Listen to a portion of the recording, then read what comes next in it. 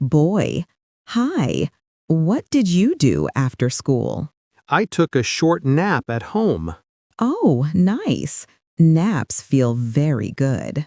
Yes, I felt fresh after sleeping. Did you do any homework today? Yes, I finished my English homework. Good. English homework is simple. Yes, today's work was very easy.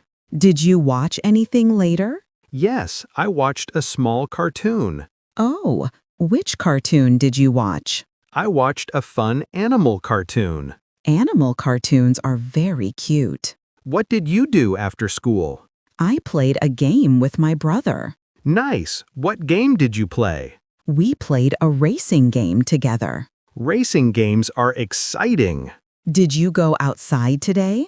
Yes, I went for a short walk. Walks help relax the mind. Yes, the air felt very fresh. Did you eat snacks after school? Yes, I ate biscuits and fruit. That sounds light and healthy. Yes, I avoid heavy snacks. What will you do tonight? I will read a book before bed. Good. Reading at night is calm. Yes, it helps me sleep better. Okay, I will rest now. All right, talk to you later. Sure. Have a relaxing evening. You too.